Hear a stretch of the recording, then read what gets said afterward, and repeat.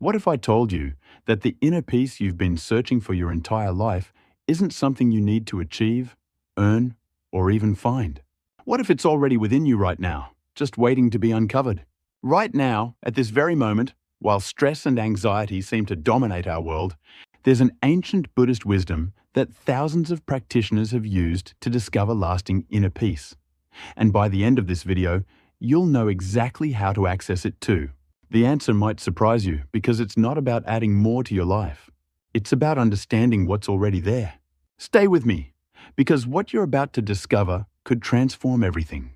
Dear friends, I know what it feels like to lie awake at 3 in the morning with your mind racing, replaying conversations from years ago, worrying about things that haven't even happened yet. I know the exhaustion of carrying tension in your shoulders all day, the tightness in your chest when you check the news, the overwhelming feeling that peace is something other people have, but somehow eludes you. You've tried everything, haven't you? Meditation apps that you used for 3 days before forgetting, self-help books stacked on your nightstand, half read and gathering dust, expensive retreats that felt amazing for a weekend, but whose effects faded by Tuesday morning. And here you are, still searching, still hoping, still wondering if true inner peace is even possible in this chaotic world. But what if I told you that the Buddha taught a path to inner peace that doesn't depend on perfect circumstances, a quiet environment, or even a calm mind? What if lasting peace isn't about controlling your external world, but understanding your internal one? In today's teaching, I'm going to share with you 4 profound keys that the Buddha himself taught, keys that have guided practitioners for over 2,000 years to discover peace that doesn't waver when life gets difficult. If this topic speaks to your heart, consider subscribing so we can continue this Dharma journey together. Many practitioners in our community have found these teachings life-changing, and I would be honored to have you join us. Now, let's begin with the first key that changes everything. First, we must understand the true nature of suffering and where peace actually comes from. Have you ever noticed that the moments you feel most disturbed aren't usually about what's actually happening right now? Think about it honestly. When you're stressed, aren't you usually replaying something from the past or rehearsing something you fear might happen in the future? The Buddha addressed this directly in the Dhammapada when he taught, "All that we are is the result of what we have thought." The mind is everything. What we think we become. Dhammapada verse 1. This isn't just beautiful poetry, dear friends. This is the foundation of inner peace itself. When the Buddha sat under the Bodhi tree 2,500 years ago, he didn't discover peace by changing his external circumstances. He discovered it by understanding the nature of his own mind. He realized that suffering doesn't come from the world itself, but from how our minds relate to the world. Let me give you a concrete example from our modern lives in 2025. Imagine you're scrolling through social media and you see an old friend posting photos from an amazing vacation, their perfect family, their beautiful home. Suddenly, you feel that familiar tightness, that comparison, that sense that your life isn't measuring up. But here's the profound truth the Buddha wants you to understand, that phone in your hand didn't create your suffering. Those photos didn't create your suffering. Your friend's happiness didn't create your suffering. Your mind's response to those images, your thoughts of comparison, your story about what it all means. That's where the suffering arose. And here's the liberating part. If your mind created the suffering, your mind can also create the peace. This is why the Buddha taught that peace isn't found by arranging the world perfectly around you, because you'll never succeed at that impossible task. Peace is found by understanding and transforming your relationship with your own thoughts and experiences. In practical terms, this means that right now, in 2025, you don't need to quit your job, move to a monastery, or wait until your life circumstances are perfect to experience inner peace. You need to understand that peace exists in this present moment, underneath the layer of thoughts that keep you from experiencing it. When you're stuck in traffic and your mind starts spinning stories about being late, about being judged, about everything going wrong, that's not the traffic creating suffering. That's your mind's commentary about the traffic. The traffic is just traffic, neutral, just what is. Your peace doesn't depend on the traffic clearing. It depends on seeing clearly that your thoughts about the traffic are just thoughts, not reality itself. This is the first key understanding that your mind is the source of both your suffering and your peace. If you're finding value in this teaching, a like helps share this Dharma with others who need it. And please subscribe. We release new Dharma teachings every week to support your practice. This understanding changes everything, beloved friends, because it means you're not powerless. You're not a victim of circumstances. You have the key to peace right in your own awareness. Second, we discover peace through the practice of non-attachment, which is perhaps the most misunderstood teaching in all of Buddhism. Does this resonate with you so far? Can you see how your own mind creates much of your disturbance? Now let's go deeper into what actually robs us of peace day after day. For most people, the greatest source of inner turmoil isn't external events at all. It's our desperate clinging to how we think things should be. We hold so tightly to our expectations, our preferences, our ideas of how life should unfold. And when reality doesn't match our mental picture, we suffer. The Buddha taught this with crystal clarity in the Diamond Sutra. Thus shall you think of all this fleeting world, a star at dawn, a bubble in a stream, a flash of lightning in a summer cloud, a flickering lamp, a phantom, and a dream. Diamond Sutra, Chapter 32. When the Buddha spoke these words, he wasn't being pessimistic or nihilistic. He was offering us the key to profound freedom. Think about what causes you the most anxiety right now in your life. Is it the fear of losing something you have? A relationship? Your health? Your financial security? Your reputation? Or is it the desperation to get something you don't have? A better job? A partner? Recognition? Success? All of this suffering, every bit of it, comes from attachment. From grasping at pleasant experiences and pushing away unpleasant ones. From trying to make permanent what is by nature impermanent. Here's a powerful example from our contemporary world. Think about your smartphone, something that didn't even exist 20 years ago, but now feels absolutely essential. How much peace do you lose when you can't find it? When the battery dies at a critical moment? When you see that text message that wasn't answered? When your email won't load? The phone itself is neutral, just metal and glass and circuits. But your attachment to it, your belief that you need it to be okay, that's what destroys your peace.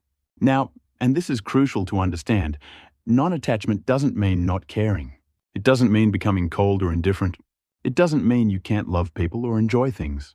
The Buddha himself loved his disciples, enjoyed beautiful nature, appreciated a good meal. Non-attachment means holding things lightly, knowing that everything changes, everything passes. And your peace cannot depend on circumstances remaining a certain way. I'd love to hear your experience with this teaching in the comments below. And if you haven't subscribed yet, join our growing Sangha. We explore profound Buddhist wisdom every week. In practical terms for your life right now, this means learning to enjoy your relationships without clutching them in fear of loss. It means appreciating your possessions without believing your worth depends on them. It means working toward your goals without making your inner peace conditional on achieving them. Think about someone you know who lost everything, a job, a home, even their health, but somehow maintained incredible peace and even joy. We all know someone like this, don't we? That's non-attachment in action.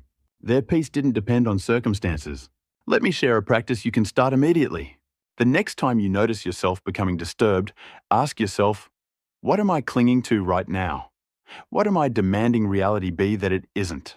Maybe you're clinging to the idea that people should behave a certain way. Maybe you're clinging to the story that you need specific conditions to be happy. Maybe you're clinging to a past that's gone or a future that hasn't arrived. Just notice it, without judgment. The simple act of seeing your attachment clearly begins to loosen its grip. This is the second key discovering peace through releasing our desperate grip on how we think things should be. Not giving up on life, but holding life with an open hand instead of a clenched fist. Third, lasting inner peace comes from cultivating loving kindness and compassion, starting with ourselves. Now, we come to perhaps the most transformative practice the Buddha ever taught. Here's something that might shock you. One of the greatest obstacles to your inner peace isn't external at all. It's the harsh, critical, unforgiving voice inside your own head. The one that tells you you're not good enough, that you should have done better, that you're falling behind, that you're failing. Does this sound familiar? How much of your mental energy is consumed by this internal critic? The Buddha understood this profoundly, which is why he taught, hatred is never appeased by hatred in this world. By non-hatred alone is hatred appeased. This is a law eternal. Dhammapada verse 5. And this law applies not just to external enemies, but to the war we wage against ourselves. When the Buddha spoke about metta, loving kindness, the very first person he taught us to direct it toward is ourselves. Not out of selfishness, but because you cannot give what you don't have. You cannot offer genuine peace to others while you're at war with yourself. Think about how you talk to yourself when you make a mistake. Would you speak to a dear friend that way? Would you speak to a child that way? Of course not. Yet somehow we believe that being harsh with ourselves will motivate us to improve, will keep us humble, will protect us from becoming arrogant. But dear friends, it does none of those things. Self-criticism creates suffering, which creates more reactivity, which creates more mistakes, which creates more self-criticism. It's an endless cycle that destroys peace from within. Here's a 2025 example that will resonate with many of you. Think about your inner dialogue when you look in the mirror, when you see yourself in a photo, when you compare yourself to carefully curated images on Instagram. How much peace do you lose in those moments of self-judgment? How much energy is drained by the constant comparison, the feeling that you don't measure up? The Buddha's teaching offers radical freedom from this prison. If you're finding value in this teaching, a like helps share this Dharma with others who need it. And please subscribe. We release new Dharma teachings every week to support your practice. The practice of loving kindness begins with a simple recognition. You are a being who wants to be happy, who wants to be free from suffering, just like every other being. Your struggles, your imperfections, your mistakes don't make you unworthy of kindness. They make you human, part of the shared human experience. Let me teach you a practice that can transform your inner landscape. Each morning, before you even get out of bed, place your hand on your heart and say these words silently. May I be peaceful. May I be happy. May I be free from suffering. That's it. Simple but profound. You're not trying to force anything. You're not pretending everything is perfect. You're simply offering yourself the same kindness you would offer to someone you love. Then, as you move through your day, when you notice self-criticism arising, pause, take a breath, and ask yourself, what would I say to a dear friend in this situation? Then say that to yourself. This isn't positive thinking or fake affirmations. This is treating yourself with basic human decency and kindness. And here's what's beautiful as you cultivate this loving kindness toward yourself. It naturally begins to flow toward others. When you're not constantly at war with yourself, you have so much more capacity for genuine compassion toward the struggles of others. You stop seeing everyone as a threat to your fragile sense of worth. You can wish them well without feeling diminished. The Buddha taught that a mind filled with loving kindness is like a powerful force field. Nothing can disturb it because it's not depending on circumstances. It's generating peace from within. This is the third key, discovering that inner peace flourishes when we treat ourselves with the same compassion we wish to receive. Drop a comment and let me know if you've experienced this harsh self-criticism. You're not alone in this struggle. Fourth, we find lasting peace through present moment awareness and accepting what is. Now we arrive at the final key, and it's perhaps the most challenging for our modern minds to grasp. We live in a culture obsessed with the future. Every advertisement promises you'll be happy when you get this product, achieve that goal, look this way, earn that much.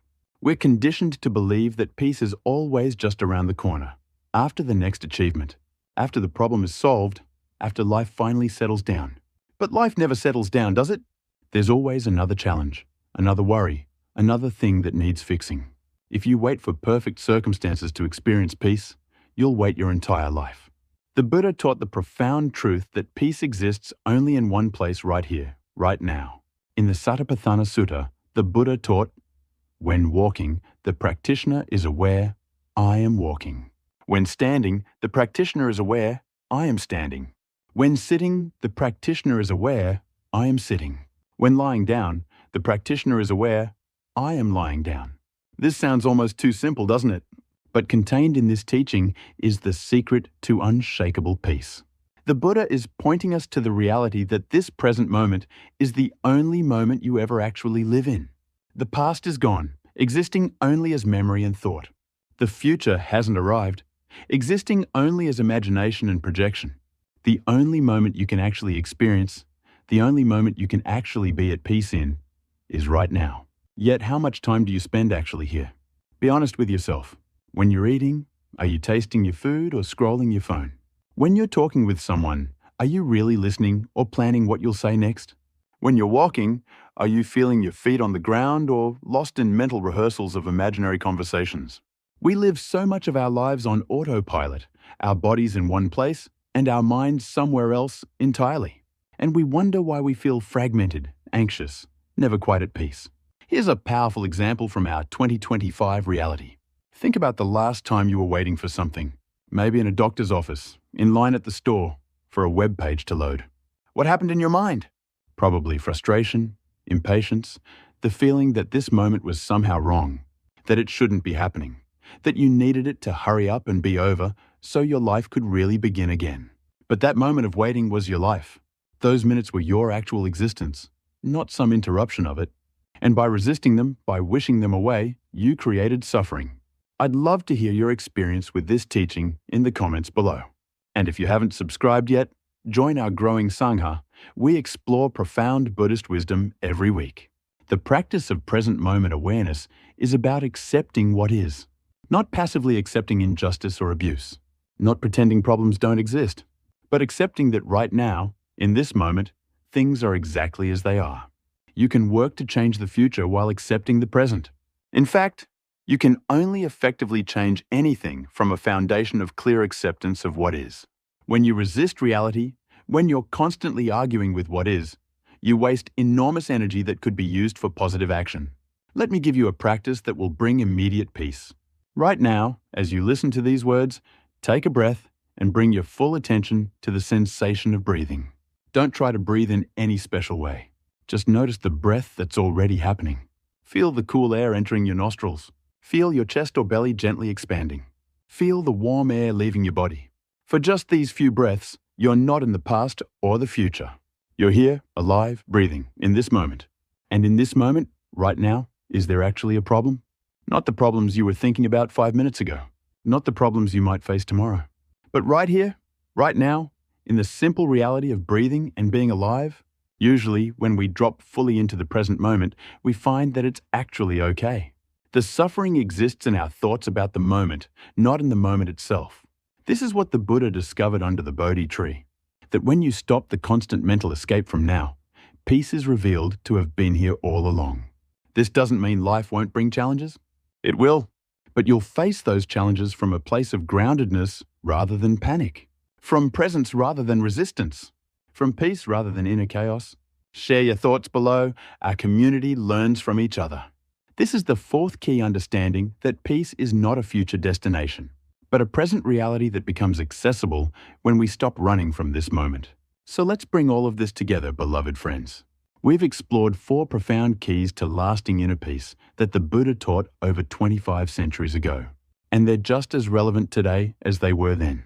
First, we learned that peace comes from understanding that our mind creates both our suffering and our peace, not external circumstances. Second, we discovered that non-attachment, holding life lightly rather than with a clenched fist, allows peace to remain steady even when circumstances change. Third, we found that cultivating loving kindness toward ourselves, treating ourselves with compassion rather than harsh criticism, creates an inner environment where peace can flourish. And fourth, we understood that peace exists only in the present moment, and that accepting what is, rather than constantly resisting reality, opens the door to unshakable tranquility. These aren't just beautiful ideas to think about, dear Dharma companions. These are practices to live, to embody, to return to again and again. Some days you'll remember them clearly. Other days you'll forget completely and get swept up in worry and reactivity. That's okay. That's the practice. Each time you remember, each time you return to presence, to compassion, to acceptance, you're strengthening your capacity for peace. You're rewiring your mind. You're walking the path the Buddha walked. If this Dharma teaching resonated with you, please like this video and subscribe for weekly wisdom. Share your biggest insight from today's teaching in the comments. I read every single one, and I'm genuinely interested in your journey. Click that subscribe button to join our community of practitioners and turn on notifications so you never miss a teaching. Together, we're supporting each other in this beautiful, challenging, worthwhile path toward lasting peace. May you be peaceful. May you be happy. May you be free from suffering. Until our next Dharma talk, take care of your precious heart and remember, peace is not somewhere else. It's right here, right now, waiting for you to recognize it. Thank you for practicing with me today.